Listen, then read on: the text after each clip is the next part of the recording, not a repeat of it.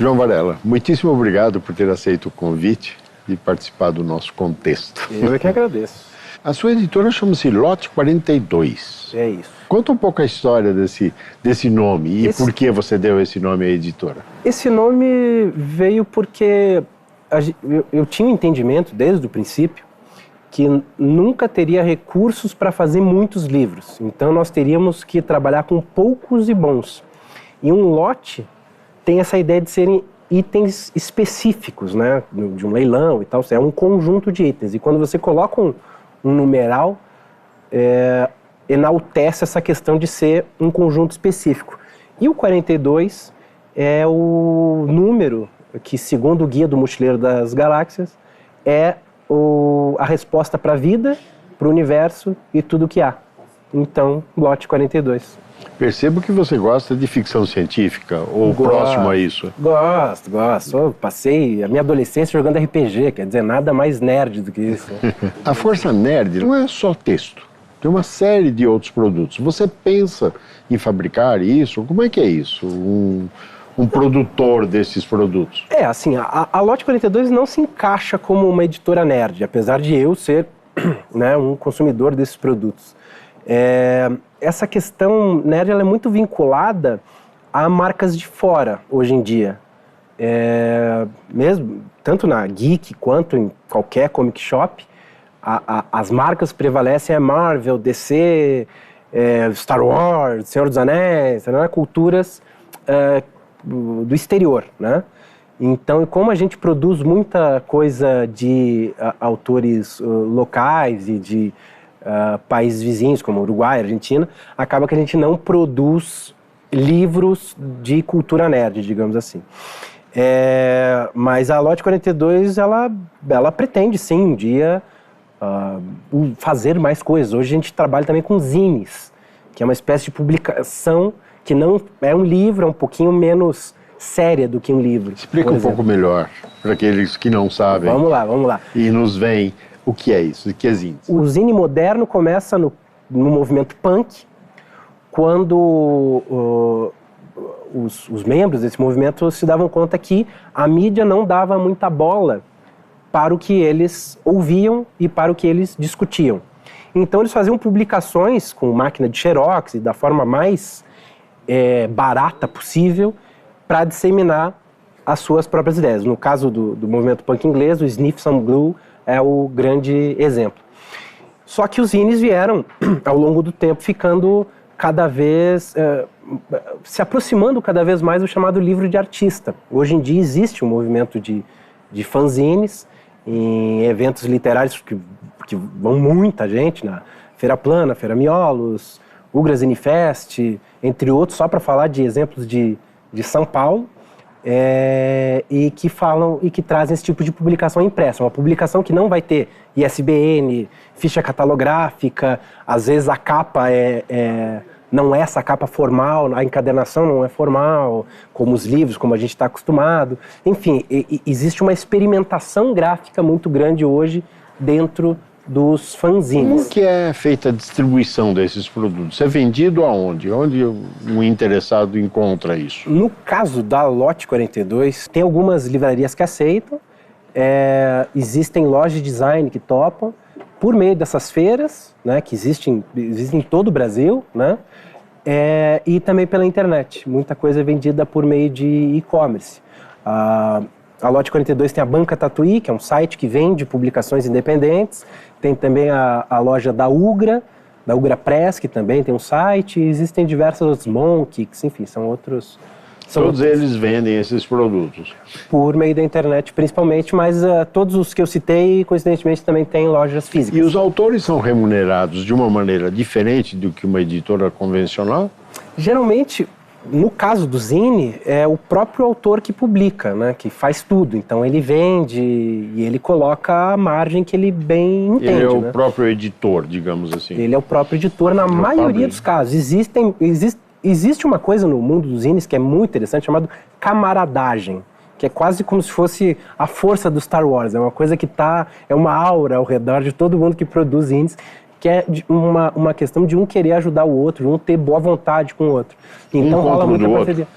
Um compra do outro também, claro. Todo mundo que está nesse meio consome muito zine. No caso específico do zine da Lote 42, a gente se chama Mó e são só autores mortos. E já sem direitos autorais. Então acaba que a gente diz que é a melhor redação da história da humanidade, porque são grandes autores do passado falando de temas contemporâneos, né? Já teve a primeira edição, foi a Mó Ódio, a segunda foi a Mó Loucura, e a próxima vai ser a Mó Tesão. E uma vez por trimestre a gente escolhe um tema e faz uma sessão de mesa branca e convoca os grandes autores a gente pega trechos dos textos deles. Mas tem que ser obras de domínio público, todas elas. A origem... Elas. O que não for domínio público, a gente diz que é citação, que é uma coisinha ali que é tão curtinha também, são no máximo 2.000 caracteres, que não vai... A gente ninguém vai deixar de ler Guimarães Rosa, os 2.000 caracteres por causa daquilo. Grupo de pessoas? No caso, são os autores da Lote 42, do caso da Mó. Eu, a Cecília e o Thiago que decidimos os autores, né? E a Casa Rex fez esse projeto gráfico que é bem diferente. Você leu os clássicos, pelo que eu entendo? Todos? Não, é impossível ler todos os clássicos. Mas eu precisaria de mais vidas. Quem é o autor ou qual é a obra que mais te inspira para esse projeto? O autor que me deu vontade de publicar foi o próprio Guimarães. Porque eu sinto que nesse momento as pessoas estão lendo muito pouco texto, né? As pessoas estão lendo imagens mais do que nada, lendo vídeos, que é um tipo de leitura, né, digamos.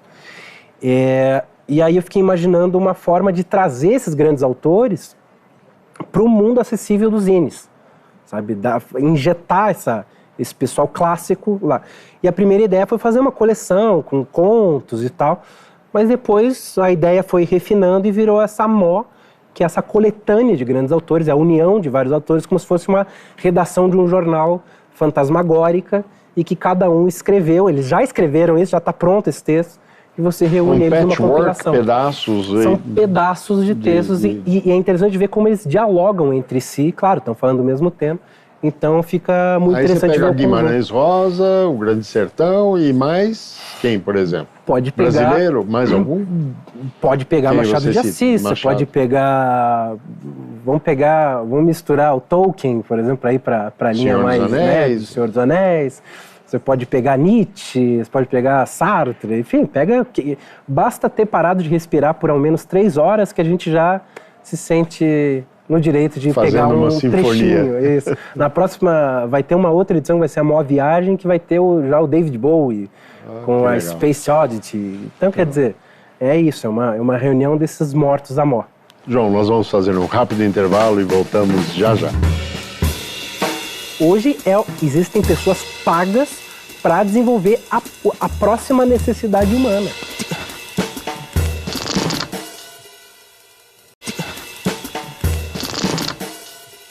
Está escrevendo alguma coisa? Estou escrevendo um livro chamado A Evolução da Narrativa dos Videogames. É porque o título é a linha, pela minha editora. Agora eu estou escrevendo só pela minha editora, né? Já passei pelas outras, agora eu gosto da minha, né? Claro. Casa. Então vai tratar desde o Pong, que é o jogo básico e tal, dos anos 70, até GTA, Minecraft, enfim, para mostrar de uma forma... de uma forma como se fosse crítica de arte. João, você falou há pouco que está se lendo menos. Lendo texto. Da onde você tirou isso e como você percebeu? Isso é um trabalho, uma pesquisa? Acho interessante. Mais do que nada uma impressão, tá? Que as pessoas elas estão lendo de uma maneira mais fragmentada. Elas estão lendo pedaços de coisas. Até a Mó que a gente falou no bloco anterior tem a ver com isso, que os textos são curtinhos e tal. mas é tudo muito fragmentado, não linear e tal, porque as pessoas parecem ter menos paciência ou julgam ter menos tempo para poder mergulhar num livro, para poder se dedicar a um livro. Isso uma novela, talvez possa ser originário das mídias sociais, que têm limites de caracteres ao tamanho. Enfim, você acha que pode ser isso que esteja causando isso? A grande mídia social hoje praticamente não existe, não tem limite de caracteres, né? O Facebook. Embora, claro, privilegie coisas mais rápidas, porque as pessoas efetivamente não parecem mergulhar, parece que 5 minutos é o limite de atenção mesmo.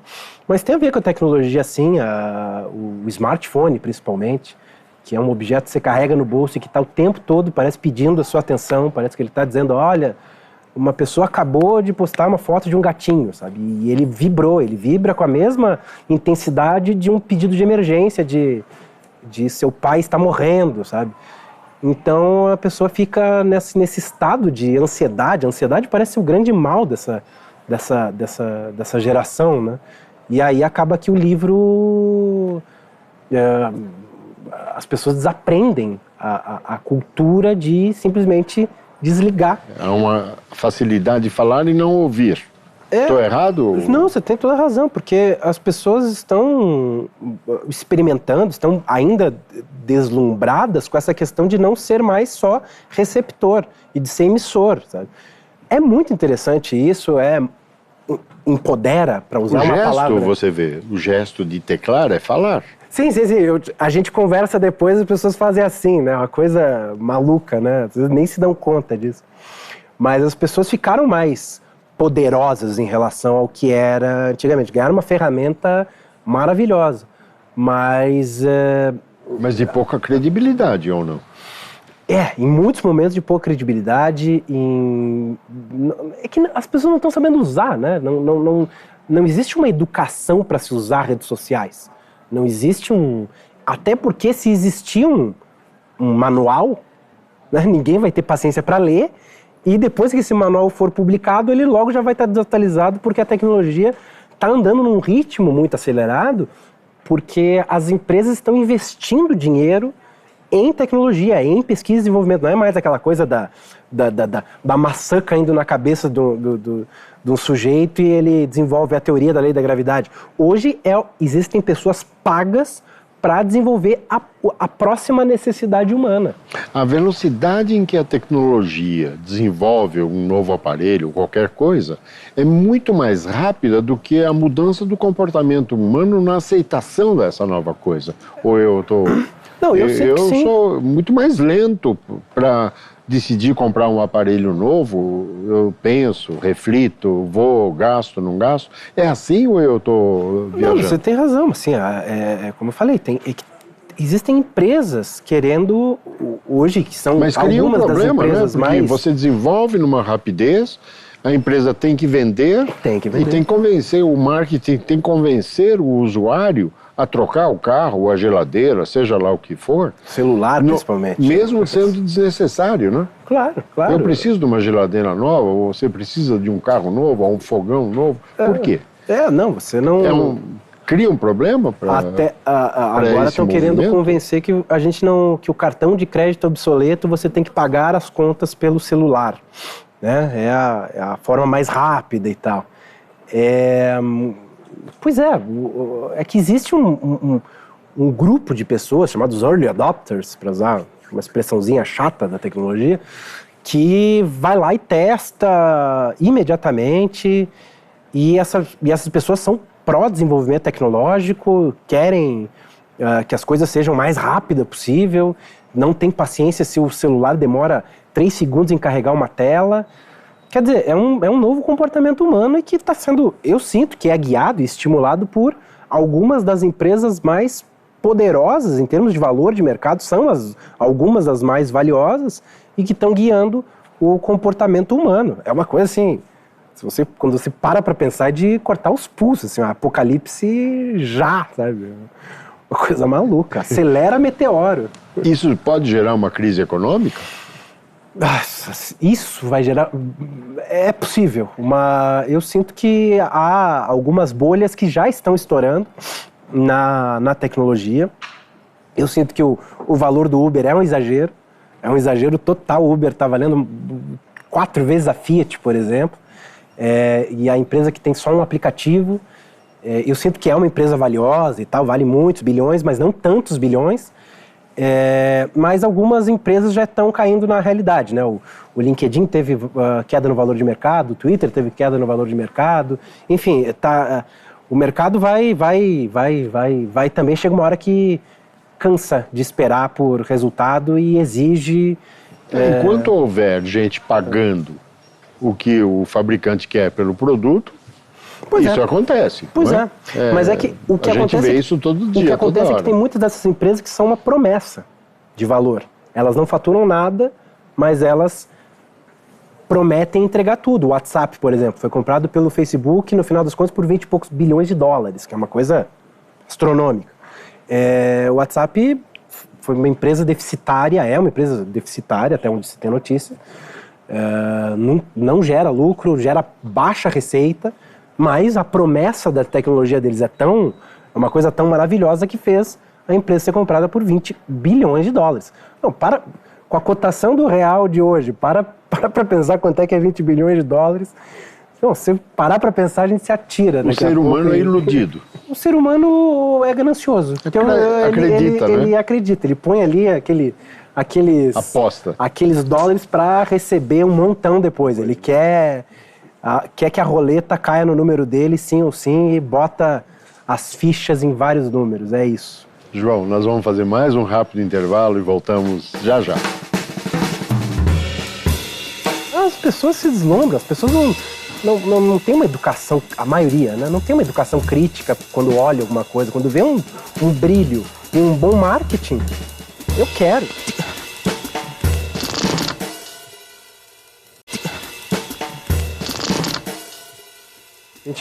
No primeiro ano lançamos 4 livros, né? Hoje nesse ano vamos lançar 8. E devagarinho a gente vai... 100% de crescimento. Isso que é bom de ser pequenininho, sabe? Que assim, quando você tem... Eu tinha um escritório de 6 metros quadrados, passou para 12. 100% de crescimento, cara. João, de tudo isso que nós estamos conversando, super gostoso e interessante, qual é a faixa etária consumidora dessas coisas, desses produtos? É o jovem, a criança? Onde começa o mercado ser verde, bacana, fluorescente? De tecnologia? Hoje tem empresas de tecnologia pensando cada faixa etária, né? Tem uma... Crianças não alfabetizadas. Crianças também. Existem redes sociais, existia uma chamada Rabo, mas eles estão atacando onde for possível, né? Que daí você já mantém... Quando você tem o login da pessoa e a senha e começa a ter os dados e tal, ela já está no seu sistema, ela já pode virar um ativo, já pode virar uma forma de se ganhar dinheiro em cima, sabe?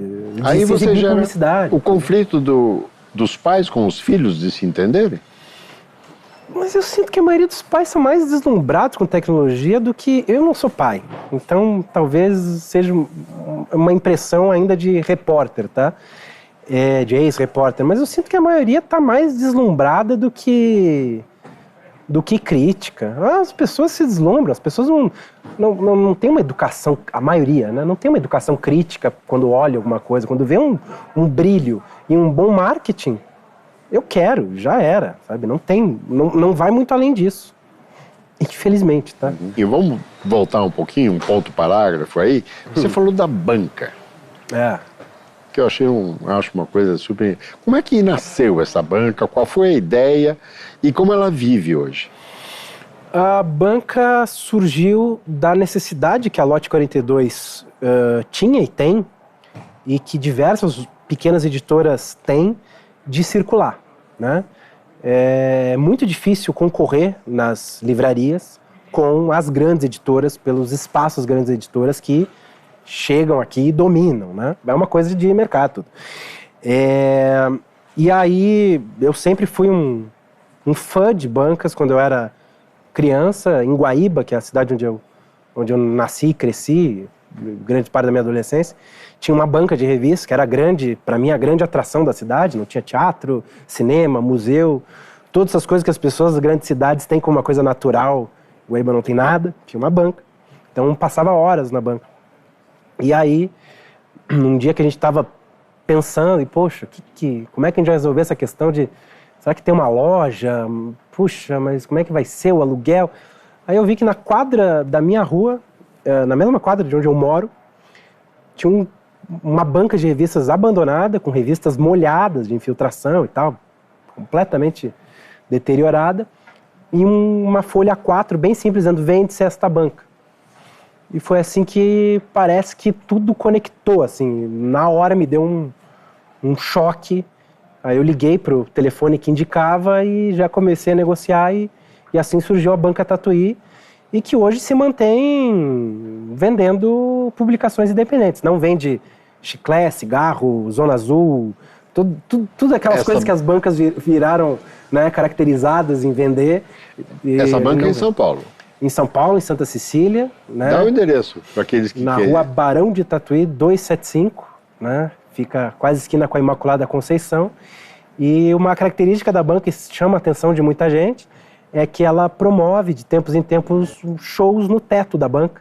O teto é também um palco de música, então a gente faz festas na rua, né? E assim a gente movimenta lá, tem muita gente que já que tá passeando por São Paulo por X motivos, aí aproveita para ir na banca, para visitar e tal. A banca já foi mencionada em muitas matérias. Os produtos que você comercializa na banca são só alternativos ou você tem jornais, revistas semanais? Não nada, tem nada dos periódicos? Não tem. Se alguém chegar lá e perguntar pela revista Veja, a gente vai oferecer a Zica. Se alguém pedir a revista Época, a gente vai oferecer Antílope. E por aí vai. A gente não tem nenhuma... Quantos produtos você tem? Hoje são 500 e poucos, em uma banca de 6 metros quadrados, de mais de 120 editoras. Você tem funcionários lá? Você tem um funcionário, está aberto. E funciona quantas horas por dia? Das 10 às 6h30, de Todos segunda os dias. a sábado. Segunda a sábado. Domingo, não. Domingo ainda não, mas um plano é um dia também abrir aos domingos. Esse modelo já foi copiado, replicado em outras cidades, espero que não bairros? por você, né? Não foi copiado ainda, mas quando copiar, que bom que copie, porque as bancas estão tão atiradinhas, né? As bancas perderam a graça, do meu ponto de vista. Acho que elas não têm mais uma personalidade. Você tem uma característica, tem um produto específico. Eu acho que é um modelo que poderia ser replicado em algum lugar. Tomara. Eu já ouvi falar de projetos, assim, gente já me consultou de que iriam fazer uma banca similar em Brasília. Um cara quer reforçar a estrutura, parece que no Recife, para ter shows no teto da banca dele. O que é muito legal, assim, Sabe que eu não tenho essa ambição louca de, putz, eu quero virar milionário, tarará, sabe? Eu preciso ter, basicamente, em casa, jornal impresso, livro, whisky, internet banda larga. São as coisas que eu preciso da minha vida, sabe? Então eu não quero comprar helicóptero, nenhuma dessas porra. Por que o jornal tem que ser impresso na sua casa? Puta, é que eu não consigo acordar sem o jornal, cara. Eu preciso do Estadão e da Folha ali E se for na mídia eletrônica ou num É que você não consegue hierarquizar direito, né? Um site acaba que fica com a manchete do minuto, do momento, e você fica enlouquecido. Eu gosto do fecha o dia, beleza, o mais importante que aconteceu no dia foi tem uma manchete ali, bem clara. Aí tem as outras coisas ali, tem alguma pensata extra. Um jornal acaba sendo uma experiência de leitura completa, né? Tem a crônica, tem lá os quadrinhos, que eu, claro, adoro. Enfim, tem até o horóscopo, que eu não acredito, mas leio todo dia, tá lá. Então, quer dizer, eu acho legal. João Varela, infelizmente o nosso tempo está se esgotando e eu vou me permitir fazer um jogo rápido com você. Vamos lá. Vou pedir que você me diga um personagem. O Don Quixote. Um título. Um título em inglês que fica muito bom, que é O Velho e o Mar. The Old Man and the Sea. 6 palavras em 3 letras, maravilhosamente bem construído. Uma aspas. Olha, uma que eu tenho pensado muito ultimamente do Tolkien, nem todos que vagueiam estão perdidos. João Varela, muitíssimo obrigado por esse delicioso bate-papo. Valeu muito. Obrigado, valeu. Valeu. Obrigadão. Valeu. Muito obrigado. Esse meio de expressão que até hoje é muito relacionado ao jogo. Vamos voltar, tá tão legal. Tem conversar, né? É que o comprador também tem uma pressão. O comprador tem uma pressão. Sim, vai adotar o lugar que era da companhia. A companhia é maior. Luciana Vilas Boas da Luciana. e o do Michael Aldo. Que legal.